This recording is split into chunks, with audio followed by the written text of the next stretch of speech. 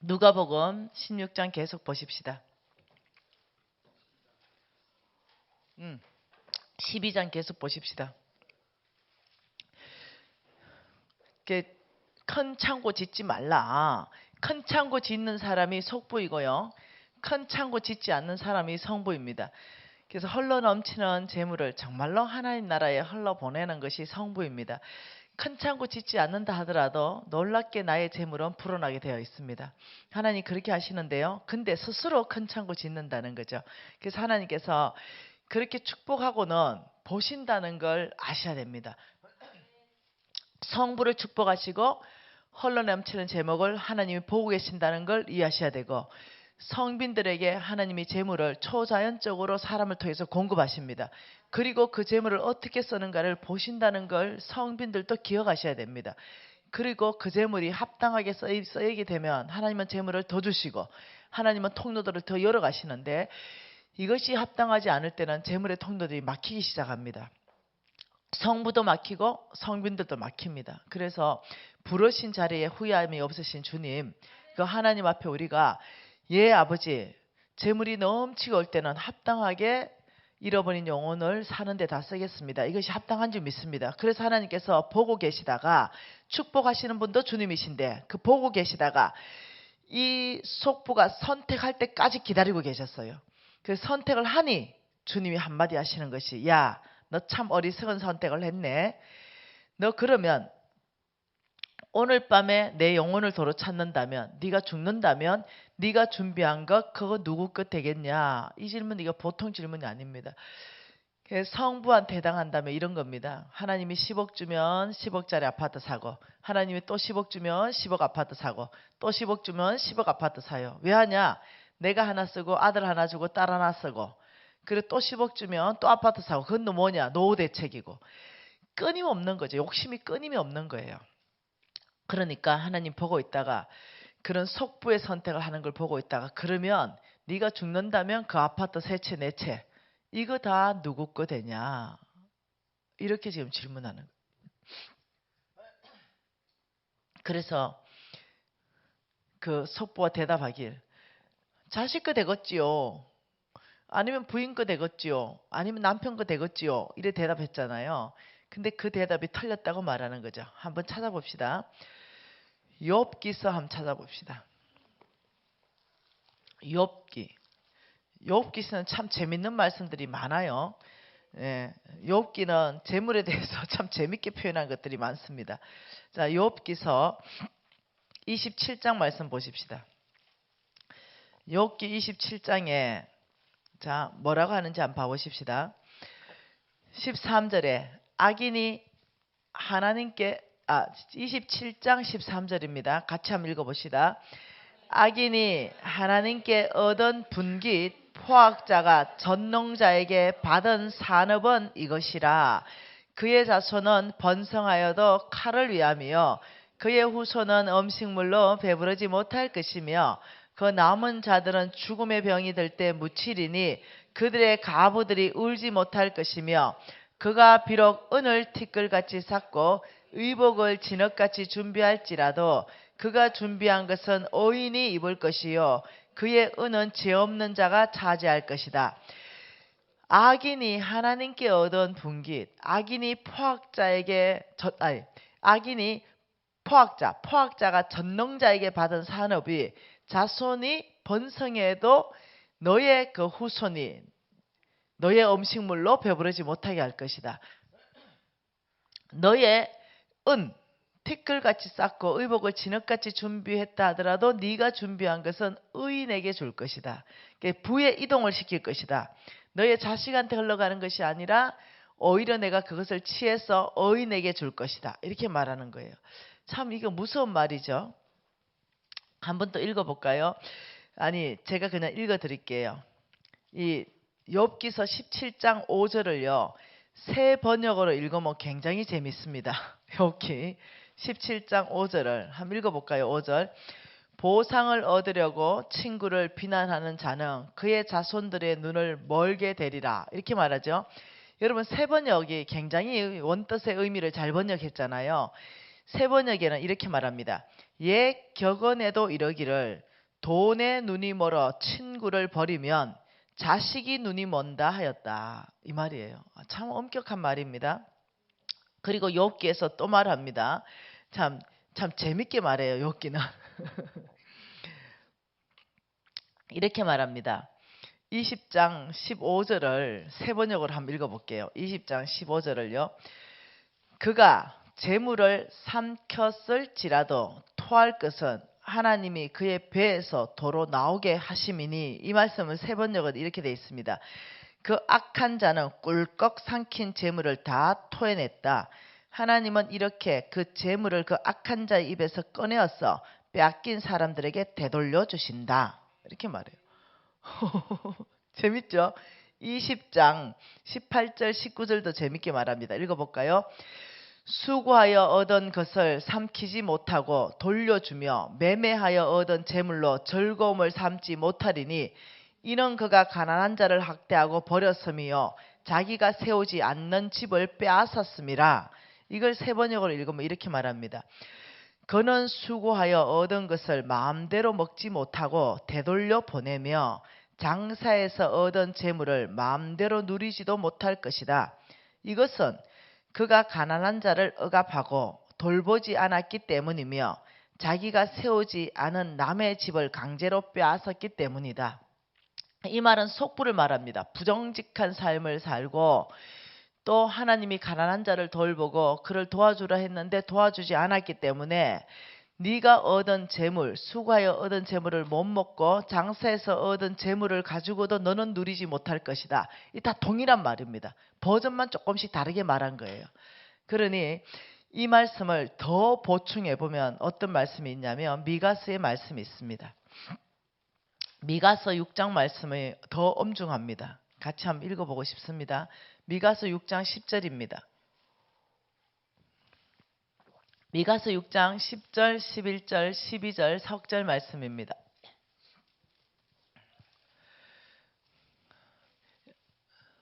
저희 NCMN에서 이 재정책을 1:1 양육교재로 거의 완성이 끝났거든요. 그러면 교회로 공급해 드릴 겁니다. 그러면 실습할 수 있도록 워크북이 나옵니다. 네. 자, 6장 10절, 11절, 12절 같이 읽을게요. 악인의 집에 아직도 불의한 재물이 있느냐? 축소시킨 가증한 에바가 있느냐?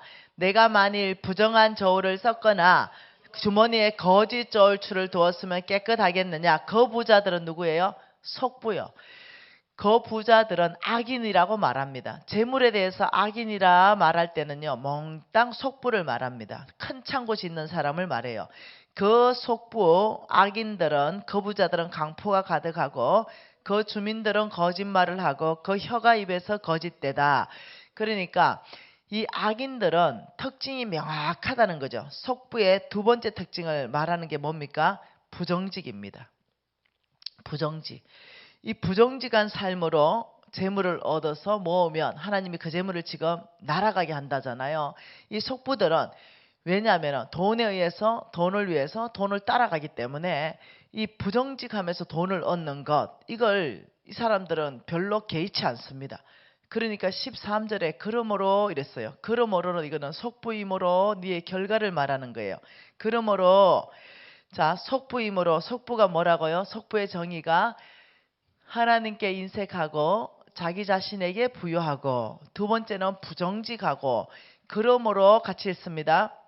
나도 너를 쳐서 병들게 하였으며 내 죄로 말미암아 너를 황폐하게 하였나니 내가 먹어도 배부르지 못하고 항상 속이 빌 것이며 내가 감추어도 보존되지 못하겠고 보존된 것은 내가 칼에 붙일 것이며 내가 씨를 뿌려도 추수하지 못할 것이며 감람 열매를 밟아도 기름을 내 몸에 바르지 못할 것이며 포도를 밟아도 술을 마시지 못하리라. 그러므로 네가 속부임으로 속부의 결과를 말합니다. 속부의 결과는 두 가지로 하나님이 말씀하시는데 그 첫 번째는 그러므로 내가 너를 쳐서 병들게 하겠다. 병을 보낼 것이다. 두 번째는 내가 먹어도 배부르지 못하고 항상 속이 비게 할 것이며 내가 감추어도 보존되지 못하겠고 보존된 것은 칼에 붙이며 내가 씨를 뿌려도 추수하지 못하며 감람 열매를 밟아도 기름을 바르지 못하게 하고 포도를 밟아도 술을 마시지 못하게 한다. 이 말이 무슨 말이냐면 너의 재물을 대적할 것이다. 너의 재물을 다른 사람한테 다 옮길 것이다. 이 결과를 말하는 거죠. 여러분 한번 볼까요? 이것이 하나님의 성품에 맞냐는 거죠. 정말로 하나님의 성품에 하나님은 병든 자도 고치시고 연약한 자는 강하게 하시고 하나님께서는 이 미련한 자는 지혜롭게 하시고 죽은 자는 살리시고 낙심한 자는 소망을 주시는 분인데 어째 하나님께서 결과를 이래 무시무시하게 주냐는 거죠. 하나님 성품을 도저히 안 맞다는 거죠. 예, 성경 읽다가 도대체 하나님 성품을 모를 때는 무조건 믿는 게 있습니다. 우리는 패스워드를 집어넣는 거죠. 그는 사랑이시라. 하나님은 사랑이시라. 뭐 모르겠어. 병 보내는 것도 사랑이요. 나의 재물을 가져가는 것도 사랑이요. 무조건 이렇게 생각하면 이해가 다 됩니다. 예, 무조건입니다. 왜? 하나님 그분 자체가 사랑이기 때문에. 그러면서 16절에 내가 병 보내는 이유를 설명하고 있는 설명입니다. 왜 내가 이렇게 하는지 아느냐? 같이 한번 읽어보십시다. 너희가 오므리의 율례와 아합의 집의 모든 예법을 지키고 그들의 전통을 따르니 내가 너희를 두 가지로 황폐하게 하였다는 뜻이에요. 너희가 아합의 아버지가 오므리잖아요. 아합의 부인이 이사벨. 그러니까 너희가 오므리의 율례와 아합의 집의 모든 예법과 전통을 따라간다. 이 말은요. 이사벨이 섬겼던 신의 이름이 바알신입니다. 바알의 원래 이름은 농업의 신이에요. 그리고 농업의 신의 원래 이름이 맘몬이에요. 그러니까 오므리와 아합의 집의 모든 예법과 전통을 지킨다는 말이 뭐냐면 너희들의 주인이 바뀌어 있다. 너희들의 주인이 맘몬이다. 이걸 명확하게 하시는 거죠. 너희들이 한 사람이 두 주인을 못 섬기는데 너희들의 진짜 주인이 맘몬이 되었기 때문에 내가 너희들에게 이 두 가지를 보내면은 너희들이 나에게 돌아온다는 거예요. 자, 이것을 좀 더 보충해서 우리가 보고 싶습니다. 마가복음 말씀 10절입니다. 마가복음 10절. 이 마가복음 10절은 부자 청년 이야기 다 하시는 말씀이잖아요. 마가복음 10장 17절에 이렇게 말합니다. 예수께서 길에 나가실새 한 사람이 달려와서 꿇어앉아 묻자오되 선한 선생님이여 내가 무엇을 하여야 영생을 얻으리까? 자, 이 부자 청년은 뭘 원했어요? 그렇죠. 이 부자 청년은 영생을 원했습니다. 영생은 다른 말로요. 이거는 천국입니다. 정말 천국을 원했는데 이것을 누구한테 질문했냐면 예수께 질문했습니다. 선생님 내가 뭐 해야 영생 천국 갑니까? 이랬더니 예수께서 대답하신 게 뭐냐면 살인, 간음, 도둑질, 거짓 정언, 속여 빼앗지 말고 내 부모를 공경하라. 이렇게 말했어요. 이거 대답이 아닌 거 이미 알잖아요. 왜냐하면 영생은 오직 언제 갑니까? 오직 예수를 믿는 믿음으로만 가잖아요. 오직 믿음으로만 가는데 이거는 지금 행위예요. 행위. 율법입니다. 이것으로 대답했다는 것은 대답이 아니라는 거예요. 이 청년을 칭찬했다는 것입니다. 그러니까 이 청년이 그가 여짜오되 선생님 이것은 내가 어려서부터 다 지켰습니다. 적어도 저보다는 훨씬 괜찮은 청년이 지금 어려서부터 이걸 어째 다 지킵니까? 이걸 다 지킨 청년, 정말 괜찮은 청년이 주님 앞에 와 있다는 거예요. 그러니 21절에 예수께서 그 청년을 보시고 정말로 사랑하시는 마음으로 진짜 영생에 대한 답을 주는 것이 뭐냐면 너 있는 것을 팔아서 가난한 자한테 주라. 아, 이거 뭐 영생을 질문하는데 진짜 대답이 뭐냐면 돈이에요. 예수님께서 돈으로 대답해 버리는 거예요. 왜 그랬을까요? 정말 돈이 있으면 천국 갑니까? 아니지요. 근데 왜 네 있는 걸 팔아서 가난한 사람한테 주라 이래 버리니까 이 사건은 무슨 사건을 재현시킨 거냐면 예수님이 창세기 3장 사건을 재현시킨 거예요. 창세기 3장 사건을 재현시켜 보면은 내 주인이 누군지 정확하게 나오거든요. 이 창세기 3장 사건 안에서 뭐라고 말했냐면은 이렇게 말했죠. 하나님께서 저 선악과 따먹지 마라. 정령 죽을 것이다. 이렇게 말했어요. 그러니까 사탄이 저거 따먹어라. 내 눈이 밝아지고 하나님처럼 될 것이다. 그러면서 갑자기 눈을 멀게 했습니다. 어떻게? 보암직하고 먹음직하고 탐스럽게 보이게끔 유혹했어요. 그러니까 이때 우리가 기억해야 되는 말씀이 뭡니까? 로마서잖아요. 6장 16절 말씀이죠. 이렇게 말했죠. 너희가 누구의 말에 순종함을 받으면 그 순종함을 받는 자의 종이 되는 줄 알지 못하느냐. 이게 창세기 3장 사건. 우리 하나님이 따먹지 마. 사탄이 따먹어. 그런데 사단 말을 듣고 따먹어 버리니까 죄의 종이 되었다. 이 말이거든요. 그러니까 날마다 우리는 창세기 3장 앞에 서 있다는 거예요. 창세기 3장이 나오면 반드시 주인이 드러나게 되어 있습니다. 그러니까 이 창세기 3장 사건을 다시 만든 거예요. 예수님께서. 너 있는 걸 팔아서 가난한 자한테 주라. 이렇게 말하니까 우리 예수님은 그 청년 깊이 안에 만몬이 있는 걸 이미 아는 거예요. 그러니까 이 청년 깊이 안에 있는 만몬, 진짜 주인, 그것을 끄집어낸 거죠. 이 청년이 회개하고 돌이킬 수 있는 기회를 주는 거예요. 근데 이 청년 안에서 만몬이 드러났죠. 예, 하와에게 사단이 온 것처럼 안 돼. 말도 안 돼. 어떻게 네가 안 먹고 안 쓰고 뼈 빠지게 모은 돈을 가난한 자한테 주라고 하니? 너 빨리 예수를 떠나가. 너 빨리 예수를 떠나가. 저 예수 말 듣지 마. 그런데 누구 말 듣냐면 놀랍게도 이 청년은 무슨 청년이냐면 여러분 기억나야 되죠? 이 청년은 돈을 사랑하는 청년이었어요. 이 돈을 사랑하게 되면 만몬이 어떻게 된다고요? 믿음에서 떠난다 그랬잖아요. 그러니까 돈을 사랑하는 마음만 집어넣으면 만몬은 무조건 승리합니다. 자동적으로 일어나는 게 믿음에서 떠난다는 것은 주인의 말을 안 듣는다는 거죠. 그러니까 이 청년이 예수를 떠나가 버렸어요. 이게 자동입니다. 이 청년이 진짜 원하는 것은 영생이 맞았어요. 정말 영생을 얻고 싶었지만 영생에 대한 답을 줬어요. 주인을 바꿔주려고 했던 거예요. 네, 그러니까 도망가 버려요. 진짜 주인을 따라가 버리는 거죠. 그러니까 우리 예수님이 너무 마음이 아프신 거예요. 그래서 예수님이 23절에 제자들에게 이르시되 재물 있는 자는, 이때 부자입니다. 이때 재물은요 속부를 말합니다. 이 속부가 하늘나라 들어가기가 심히 어려운데 25절에 낙타가 바늘기로 나가는 것이 부자가 속부가 하늘나라 들어가는 것보다 쉽다. 우리 예수님이 빈말하셨겠어요?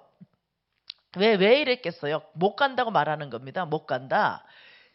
이 속부는 못 간다. 이유는 뭐냐면은 주인이 예수님이 아니기 때문이다. 믿음에서 이미 떠난 삶을 살기 때문에 못 간다. 갈 수 있는 방법은 회개하고 돌이키는 방법이다. 지금 이 얘기를 하는 거예요.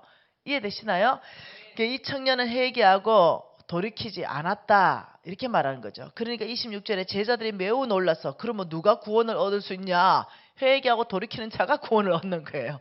그래서 조금 더 보충을 한번 해보십시다. 누가복음 3장으로 이제 우리 여기 모이신 목사님과 선교사님들은 내가 공부를 하기도 하고 내가 또 적용하기도 하고 교회 가서 적용을 시켜야 되기 때문에 성경적 기반을 계속 드리는 것입니다. 누가복음 3장 2절 말씀 한 절 읽어볼게요. 같이 읽습니다. 안나스와 가야바가 대제사장으로 있을 때에 하나님의 말씀이 빈들에서 사가랴의 아들 요한에게 임한지라. 그러니까 시대적 배경이 뭐냐면 티베로 황제가 통치한 지 15째 해다. 이 말은 티베르스 황제가 통치한 지가 15년째 되었다. 이 말입니다. 그 시대적 상황을 명확하게 설명하죠. 팔레스타인 중심으로 세 개 지역으로 나눠서 분봉왕을 세웠잖아요. 그래 그 분봉왕들이 티베르스 황제에게 아부하고 막 이랬잖아요. 정치적으로 굉장히 혼란할 때잖아요. 이때의 대제사장이 누구였냐면 안나스와 가야바다 이랬습니다. 그때 시대적으로는 혼란하고 영적으로는 기근이 들고 이럴 때에 빈들에서 세례 요한에게 뭐가 임했냐면 하나님의 말씀이 훅 임해버린 거예요. 그 하나님이 지금 세례 요한을 말씀으로 임해가지고 세례 요한의 입을 빌려서 하나님이 말씀하고 싶은 것이죠. 오늘날에도 주일날 목사님, 우리 여기 계신 선교사님, 목사님들을 통해서 하나님은 그 그 백성들에게 말씀을 전하고 싶은 거예요. 그러니 기도하고 하나님이 전하라는 말씀을 받아서 전해야 되는 거예요. 내가 하고 싶은 메시지가 아니라. 그러니까 오늘날도 사람의 입을 빌려서 말씀하시고 육신에 거하는 기 때문에 그렇죠. 그리고 적어도 재정부흥의 세미나 아니면 이 재정이라는 어떤 강의 주제, 여기에서는 하나님이 적어도 김미진을 붙들고 김미진의 입을 통해서 말씀을 선하고 있다는 거예요. 그렇듯이 세례 요한을 장악했다는 거예요. 말씀으로 세례 요한을 장악해서 세례 요한에게 하나님의 메시지를 줘서 말씀을 전하게 한 그게 뭐였냐면 주의 길을 준비하라. 그가 오실 길을 곱게 하라. 그러면서 5절에 모든 골짜기가 메워지고, 그 모든 골짜기가 메워지고 모든 산과 작은 산은 낮아지고 굽은 것은 곧아지고 험한 길은 평탄하여질 것이요. 자, 이 말은 뭐겠어요? 너희들이 준비하라는 거예요. 다시 오실 예수의 길을 준비하라는 것입니다. 그러니까 지금 우리 예수님 오셨다 가셨잖아요. 그러니까 모든 육체가 하나님의 구원하심을 보기 위해서 우리는 다시 오실 예수님을 준비하는데, 여기에서 아이디어 얻는 것이 뭐냐면 모든 골짜기를 메워라. 이게 우리 할 일이에요. 모든 골짜기가 뭡니까? 사람들이 낙심하고 사람들이 포기하고 사람들이 열등감에 빠져있는 그들을 위로하며 그들의 패인 마음들을 그들을 메워주고 하나님의 용사들을 만들어 가라는 거죠. 모든 산과 작은 산은 낮아지고, 이거 뭐겠어요? 교만한 사람들은 말씀 앞에서 정말 겸손하여지고 정말 이 예수, 다시 오실 예수를 준비하라는 거죠. 예, 굽은 것도 뭐겠어요? 왜곡된 거. 굽은 것들은 곧아지고 왜곡되어 있고 복음이 왜곡되어 있는 거, 이거 정말 바로 피며 정말 이런 것들을 우리가 준비해야 되는 거죠. 험한 길은 참 큰 상처들, 이런 것들을 우리가 치료해 가면서 정말 다시 오실 예수님 그분의 길을 준비하는 게 우리의 사명인 줄 믿습니다.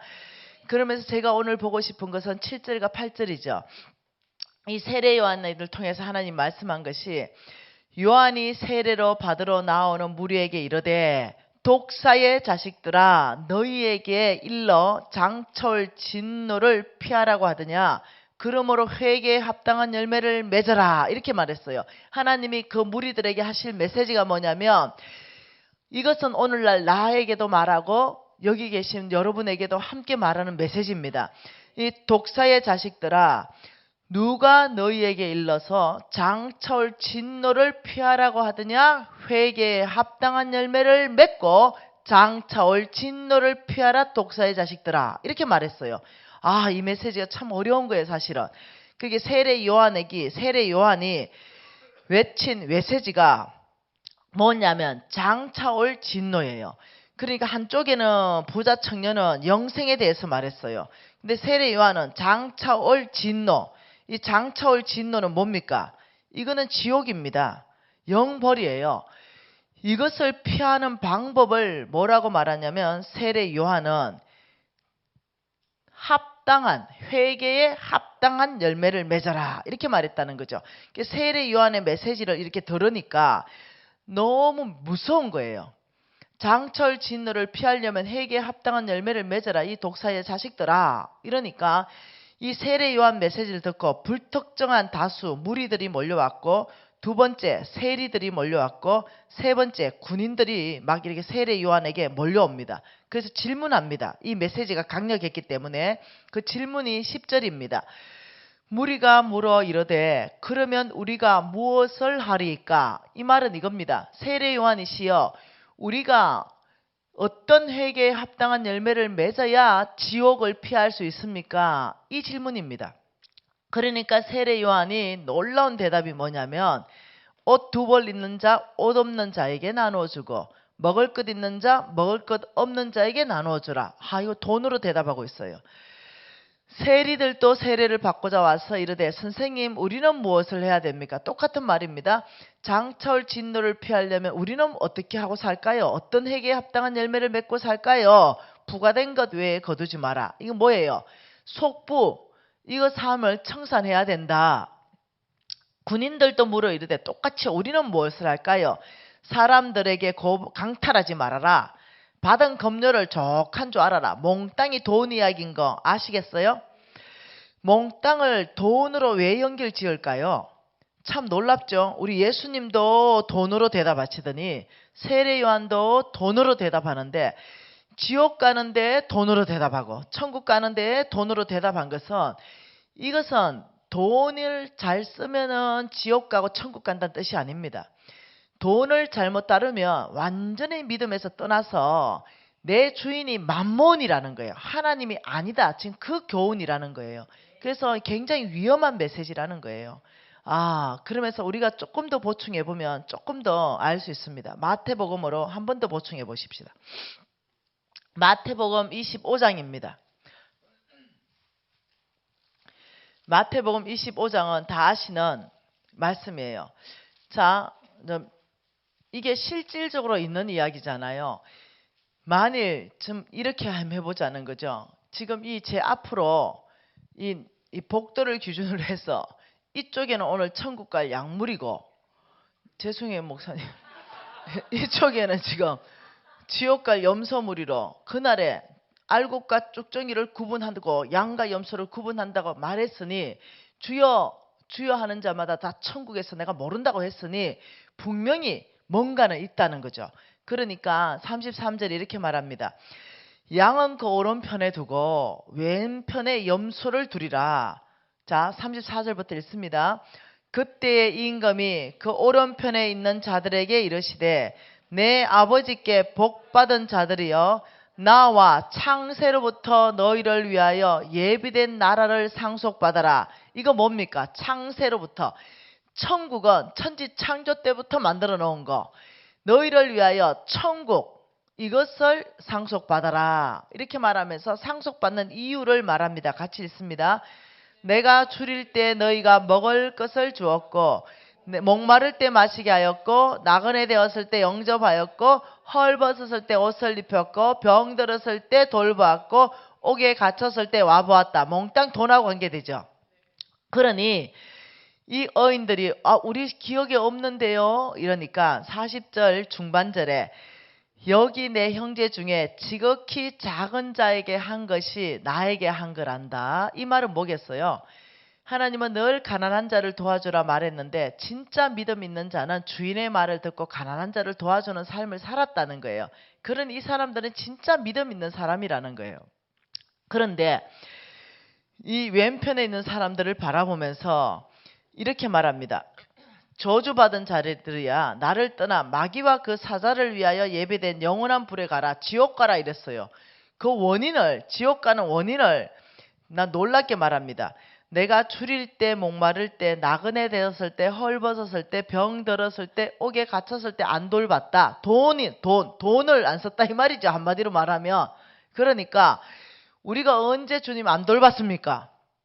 그게 45절에 지극히 작은 자에게 하지 않은 것이 곧 나에게 하지 않았다. 이 말은 순종하는 삶을 살지 않았다는 거죠. 너희의 주인이 바뀌어 있다는 겁니다. 그래서 46절 같이 읽으면, 그들은 영벌에 들어가고 의인은 영생에 들어가리라. 여러분, 이게 작은 말씀입니까? 이게 그냥 예수님이 그냥 농담하신 거예요? 굉장히 심한 말을 하셨다는 거예요. 이게 보통 말씀이 아니라는 걸 이해를 하셔야 돼요. 이 말씀을 가지고 여러분 다시 한번 생각해 보면, 부자와 한 부자가 있었고, 거기에 화롭게 즐겼던 그 부자 이야기, 누가복음 16장에 나오는 부자 이야기와 나사로 이야기 여러분 아실 것이에요. 그 부자와 한 거지 나사로가 어디에 갔냐면은, 부자의 상에 떨어지는 그것으로 배부르게 하고 싶은데도 이 부자는 아주 박대했잖아요. 둘이가 딱 죽어가지고 천사에게 받들려가지고 다 이제 하늘나라 올라갔네요. 그리고 이 죽은 나사로는 하나님 품에 안기고, 이 부자는 어떠냐면은 그 지옥에 들어가서 영원히 불타는 데 있으니, 이 부자가 뭘 했습니까? 아이고, 물 한 방울이라도 좀 찍어가지고 내 입에 좀 적셔주면 좋겠네. 이렇게 말하면서 이 부자가 요청했습니다. 무슨 요청했냐면, 나를 한 번만 살려가지고 우리 집안 식구들이 다 속부이니 나처럼 살면 다 지옥 가니 나를 한 번만 좀 살렸다가 잠깐 가서 복음 좀 전하고 오게 좀 해줘봐라. 이 사람들이 완악하니 죽은 자가 살아나서 가가지고 얘기하면 분명히 내 말을 들을 것이다. 이렇게 말했어요. 그러니까 뭐라 말합니까? 아브라함이 이르되 아니다. 그들에게는 이미 모세와 선지자들이 있으니 그들에게 들을지어다. 그러니까 아닙니다. 아닙니다. 죽은 자가 살아나야 들을 겁니다. 이러니까 이르되 모세와 선지자들의 말을 듣지 않으면 죽은 자가 살아났다 하더라도 그 근함을 받지 않을 것이다. 사람들이 얼마나 완악한지 돈 문제에 대해서는요. 그 선지자의 말씀을 잘 안 들어요. 죽은 자가 살아나서 내가 요렇게 살아가지고 지옥 갔다 왔다 이래도 그 말 안 들어요. 왜? 주인이 돈이기 때문에 그렇습니다. 이게 사탄이기 때문에, 이게 만몬이기 때문에 그 영 자체를 장악해버립니다. 그렇기 때문에 왜 너희가 오므리의 율례와 아합의 집의 모든 예법과 전통을 따라가니 내가 너에게 병을 보낼 것이고 내가 내 모든 재물을 날아가게 할 것이다. 이 정도 돼야 돌아옵니다. 놀랍죠? 병 안 들고 재물이 여전히 남아 있어가지고는 잘 안 돌아온다니까요. 그 속부의 자리를 떠나지 않는다니까요. 끊임없는 자기는 그냥 교회는 나와요. 교회는 나오는데 크리스찬이 아닌 거예요. 교회는 나오는데 모든 재물을 주인으로 삼아서 진짜 내 주인은 만몬이에요. 그러니 성경 여러 곳에서 뭐라고 하냐면은 재물을 보면 그 사람의 주인을 명확하게 안다는 거죠. 그 사람 마음이 명확하게 드러난다는 거예요. 예, 너무 목사님들과 선교사님들이 교리 싸움하고 있는 거 알죠? 내가 답답할 만큼 예, 교리 싸움 좀 그만하면 좋을 것 같아요. 어떤 교리는 어떤 교단에서는 한 번 구원받으면 절대로 그 구원이 바뀌지 않는다. 이 교리 주구장창 그냥 또 하고 어떤 때는 또 그거 아니다. 하나님 말씀을 봐라. 주여 주여 하는데도 내 모른다 안 하나. 또 이것도 주구장창 해가 싸우는 거예요. 그 제발 좀 그만 싸우고 하나님 말씀 안에서부터 뭔가 있는 거죠. 뭔가 일단은 만몬이 주인으로 완전히 바꿨다면은 이거 지금 심각하게 경고하는 거잖아요. 지옥과 천국을 직접적으로 거론하면서 이거 경고하는 거잖아요. 그 앞날 아무도 몰라요. 그러니 정말 우리 주의 종들이 심장으로 정말 이들을 가장 사랑하고 나의 교인들을 사랑하는 건 진짜 주인을 바꿔주는 거예요. 그 눈치 볼 일이 아니라니까요. 이들이 다 천국 가게 만드는 게 우리 사명이라니까요. 제가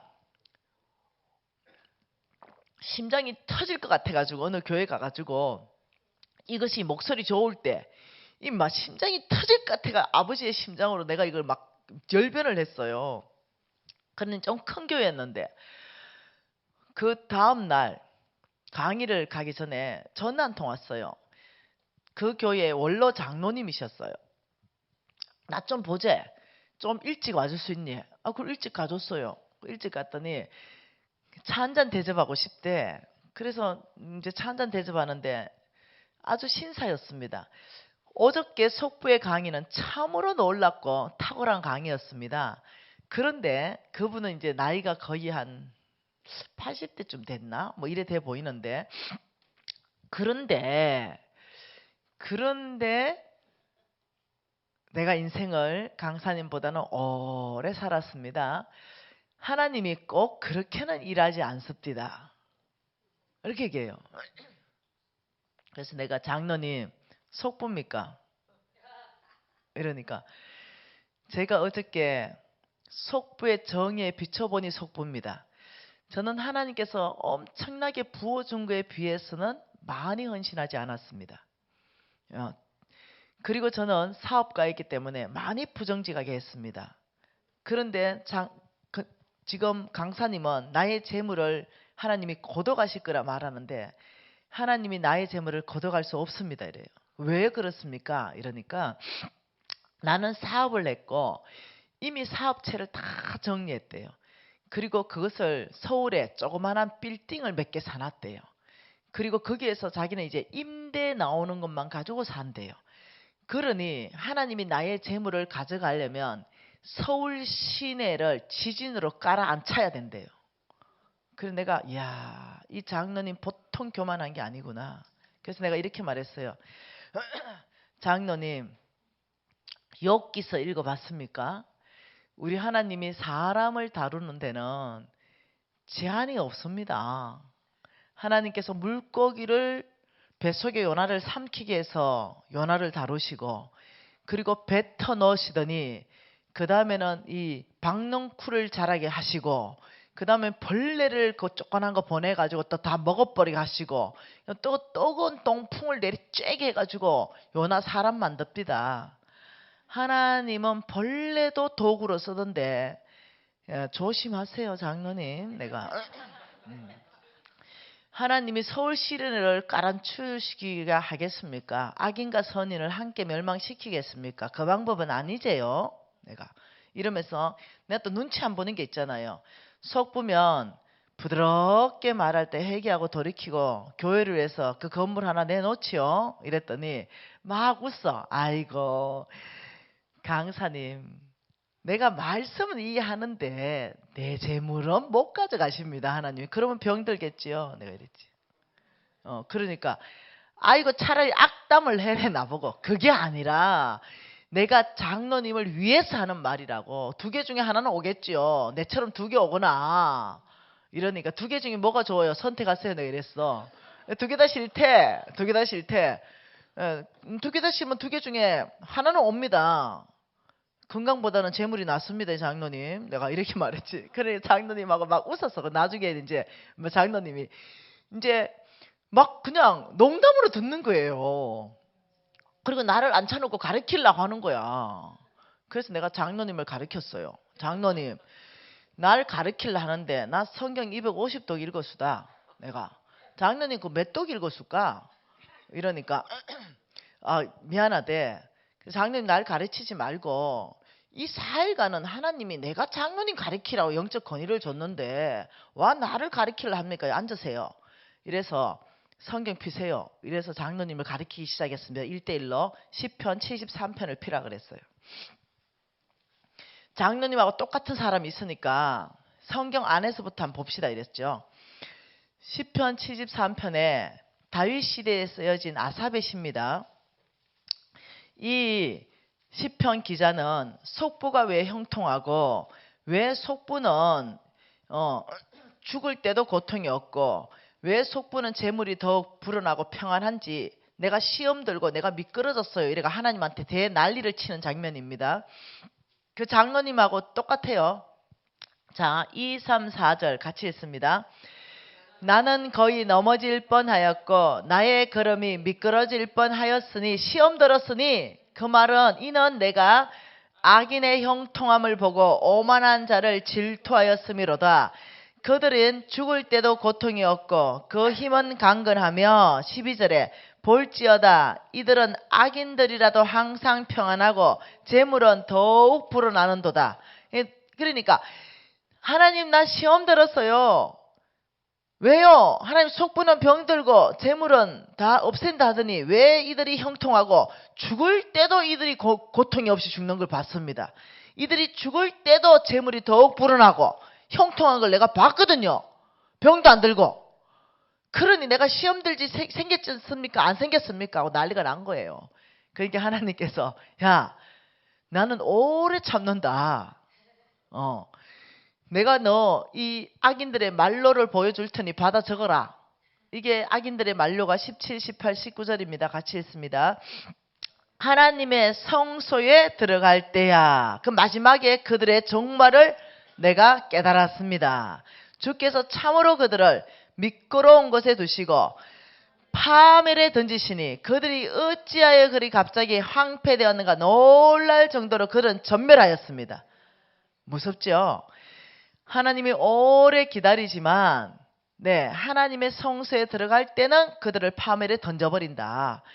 속부들이요 죽을 때 잘 죽을 수 있어요. 병 안 들고 재산 있는 그대로 죽어요. 자식한테 물러가는 수가 있죠. 근데 하나님 뭐라 그랬습니까? 그 재물로 네 자식이 배부르게 하지 못할 것이다. 이렇게 말했어요. 그러니 내 죽을 때는 자식한테 간 것 같은데 죽고 나서는 모르죠.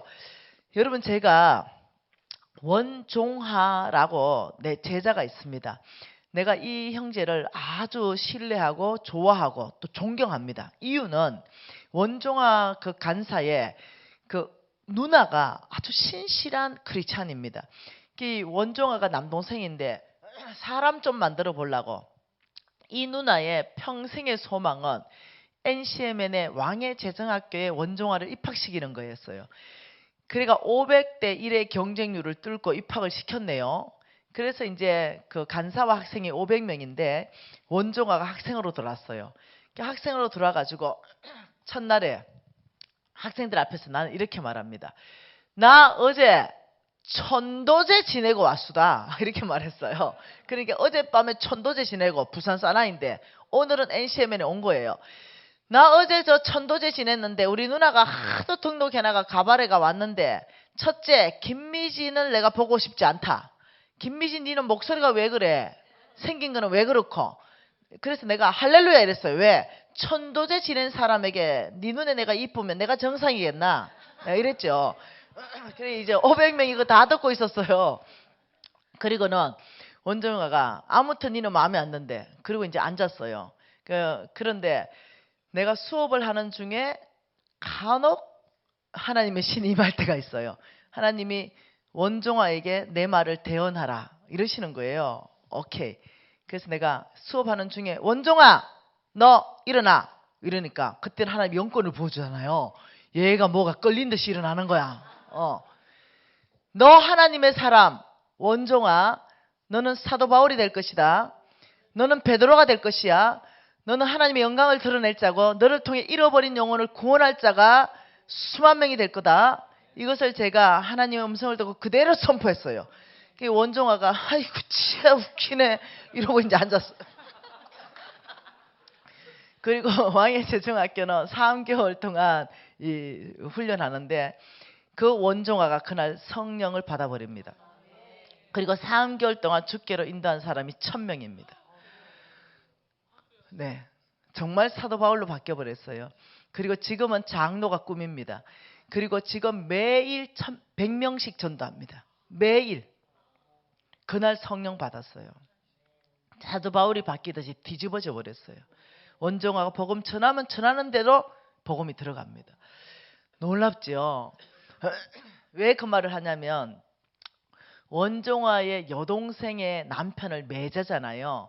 이 사람이 병원의 원장이었는데 간호사만 70명이 넘게 있는 원장.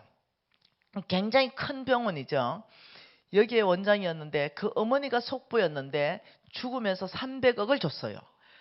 그래서 이 매제가 300억을 받아가지고 뭔가 투자하고 뭐 이렇게 하다가 잘해보려고 하다가 2, 3년 안에 그 300억 다 날아가고 그 병원 몽땅 날아가고 그 어마어마한 대골 같은 집 몽땅 날아가고 신경을 너무 써가지고 중풍 걸리고 그리고 500에 월 20만 원짜리 월세월에서 겨우 살면서 그 중풍이 완전히 해방되지 않은 상태에서 그 다음 해에 원종아 매제가 입학했어요. 그러면서 마이크를 좀 달래서 그 의사 선생님이 간증한 게 뭐냐. 울면서 간증한 게 우리 엄마의 속부의 재물을 내가 받지만 않았다 하더라도 내가 끝나지 않았을 텐데 이런 펑펑 울었어요. 그리고 인생이 끝나버렸어요. 저는 아직도 그분이 회복되고 다시 한번 하나님이 기회 주기 위해서 간절히 주의 은혜를 구하는데 여러분 죽을 때는 이래 죽을 수 있어요. 자식에게 내가 물려줬구나 하고 죽을 수 있어요. 근데 하나님의 말씀은 절대 다림줄입니다. 그 재물로 내가 자식이 배부르게 하지 않을 것이다. 이러면 못 배부르는 거예요. 보통 일이 아니라는 거죠. 위험한 일이라는 거예요. 그래서 그 매제가 제발 여러분 속부라며 그 재물을 도네이션하고 죽으십시오. 자식한테 주면 자식이 죽어요. 이렇게 말하는 걸 직접 우리 500명이 들었습니다. 하나님의 말씀은 1.1핵도 성취 안 되는 게 없습니다. 하나님은 축복하리라 그대로 축복됩니다. 하나님은 심판하리라 그대로 심판합니다. 그 속부 장로 내가 이 말 했습니다. 죽을 때 혹시나 병들지 않고 죽을 때 혹시 재산이 있을지 모르겠습니다. 자식이 죽어요. 이랬어요. 그러니까 나보고 와 그래 사람을 협박하니. 차라리 장로님이 재물이 날아가든가 장로님이 병드는 게 자식을 위해서 훨씬 좋습니다. 이러니까 아 강사님 진짜 협박하네 이러는 거예요. 협박이 아니라니까요. 하나님의 메시지라니까요. 이래가 우리 사이 별로 안 좋아졌어요. 그런데 몇 년이 지났어요. 그 재정학교에 누가 찾아왔죠. 근데 이 장로님이 왔어요. 간사님, 오 장로님 속부 어째 오셨어요? 근데 얼굴이 해처럼 빛나더라고요. 얼마나 얼굴이 좋아졌는지. 장로님 얼굴 왜 그래 좋아? 내가 이러니까 회개했어 이러니까 회개했대. 아 잘했다 이러니까 집에 그 어릴 때부터 그 아들하고 딸이 미국에 보냈대요. 그들은 미국의 시민권자가 됐대요. 그래서 자기 부부가 여기에 있는데 놀러 갔대요. 그래서 이 딸하고 아들은 벤처 기업을 하는데 얼마나 성공을 했는지 미국 가면요 지상 낙원 같은 데가 있어요. 거기에 어마어마한 집을 짓고 살고 이제 그게 초청돼서 한 달 동안 살면서 아버지 어머니 한국에 이제 아무도 없는데 우리가 거기 나가지 않고 연세도 이래 되었으니 이제 미국에 들어와서 우리가 함께 살고 이런 손주들의 재롱을 보면서 살고 이렇게 좀 살면 좋겠습니다. 이렇게 한 거야. 그러니까 이 엄마 아버지가 상의하면서 좋겠다. 우리가 여기서 죽는 것보다 자식 옆에 가서 죽자 이래 됐네요. 그런데 속보다 보니까 하나님이 판단력과 지혜를 하나님이 상실시켰어요. 그래서 그 건물을 다 팔았네요. 그 왜 팔아? 그냥 두면 되지. 그 싹 팔아가 미국 가가지고 벤처기업에 투자해줬어요. 그거 싹 날아갔어. 완전히 거지돼가지고 다시 한국으로 돌아오셔가지고 나를 찾아왔는데 간사님의 말 자식이 죽는 것보다 장로님 당신이 죽는 게 나아. 이 말이 무슨 말인지 심장 안에서 깊이 알게 되어서 고마워서 왔대. 그 내가 이 꼴 나면은 내한테 고맙다 한다니까요. 왜? 이제는 내 메시지가 소망이거든. 왜? 성부 메시지가 있으니까. 다시 하고 싶은 의지가 있으니까. 이 꼴 나야 돌아오는 거죠. 뭔 말 이해되죠? 죽은 자가 살아와도 말 안 들어요. 내가 직접 당해야 그래야 만몬을 버리고 주님 앞에 철저하게 엎드려져 가지고 회개하고 돌이키는 거죠. 왜 하나님이 병을 보내고 왜 재물을 날아가게 하냐면 하나님 사랑 때문에. 그가 만몬을 따라가면 성경 전체 말씀 보면 천국이 보장되지 않아요. 회개하고 돌이켜야 되니까. 그러니까 회개하고 돌이키는데 부드럽게 말하는 건 안 들으니까. 그 세게 한 대 때려야만이 그때야 돌아오는 거예요. 보통 얘기가 아닌 거예요.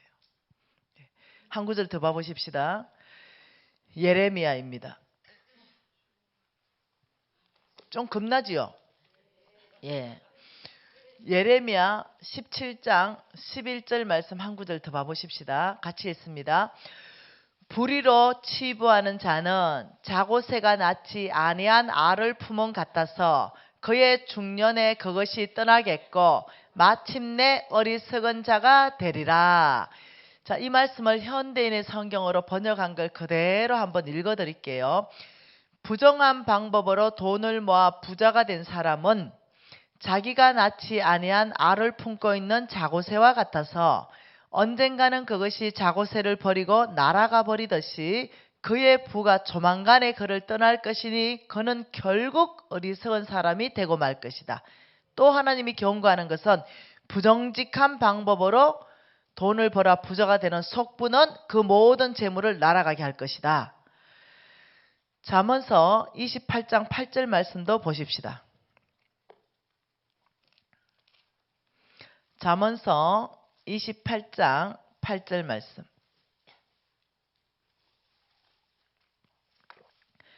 중한 별리로 자기 재산을 늘리는 것은 가난한 사람을 불쌍히 여기는 자를 위하여 그 재산을 저축하는 것이라. 똑같은 말이죠. 중한 별리는 고리대금업입니다. 이 고리대금업을 에스겔서는 피 흘리는 죄까지라고 말했습니다. 예, 성도들이 절대로 하면 안 되는 직업 중에 하나가 고리대금업입니다. 고리대금업을 해서 네 재산을 아무리 늘려놨다 하더라도 나는 너의 재산을 취해서 가난한 사람을 불쌍히 여기는 자, 그 자에게 재산을 주겠다 이 말입니다. 의인에게 주겠다 이 말입니다. 시편 37편에는 의인에 대한 정의를 뭐라고 말합니까? 의인은 은혜를 베풀고 주는 자다. 로마서의 의인의 정의는 뭡니까? 의인은 오직 믿음으로 말미암아 살리라. 너의 재물을 취해서 의인에게 주겠다. 지금 이렇게 말하는 거예요. 여러분 제가 11기인가 12기인가 제가 11기에 자매들 두 사람을 상담했는데 내용이 똑같았습니다. 그것은 뭐였냐면은 교회 안에서 권사님에게 돈을 1억을 빌렸어요. 그리고는 자기가 사업이 워낙 잘 됐기 때문에 이부 이자를 주기로 했대요. 1억에 월 200만 원 이자 주기로 했대요. 그리고 그 돈을 빌려 쓰고 10년간 그렇게 줬대요. 그러니까 원금은 1억이지만 이자는 2억을 더 줬죠. 그런데 갑자기 남편이 어려워지고 자기도 어려워지면서 이젠 더 이상 이자를 줄 수 없어서 자기가 찾아갔대요. 자기가 너무 어렵고 파산나게 되었으니 이제는 이자를 받지 말고 원금을 좀 까달라. 이러니까 그 권사님이 아주 독하게 말한 거죠. 무슨 소리냐? 이 차용증 보이지 않냐? 내가 법에 고소할 거다. 너는 이자를 줘야 된다. 이렇게 얘기했다는 거예요. 와, 그러면서 이 사람이 뭘 상담했냐면 간사님 파산해야 되겠습니다. 파산이 성경적입니까? 이걸 상담했어요. 근데 결국 버티지 못하고 파산해버리더라고요.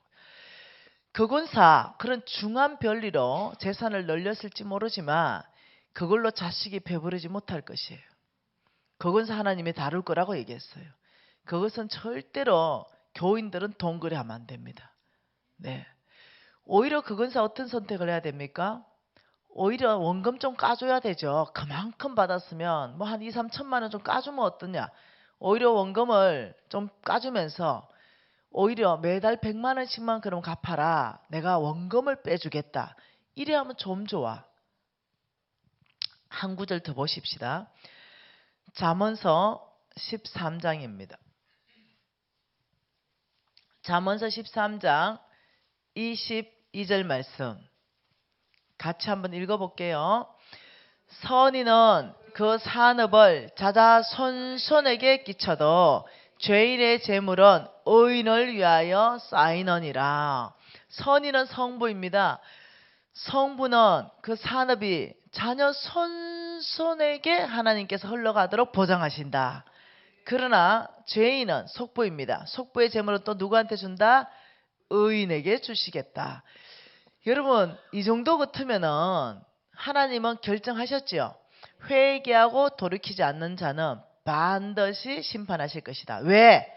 나의 사랑이 오히려 심판. 왜 속부의 결과가 하나님께는 인색하고 자기에게만 부유하게 살고 부정직하게 사는 사람들을 왜 이렇게 엄중하게 병과 재물로 다스리냐면은 하나님께서는 사랑이라. 그를 오히려 병들고 재물이 없다 하더라도 회개하고 돌이켜서 천국 백성 만드는 게 하나님의 뜻이라는 거예요. 하나님의 사랑이 오히려 그 사람들을 그렇게 압제자의 손에 붙여가지고 회개하고 돌이키게 한다는 거죠. 여러분 김미진 생각해 보세요.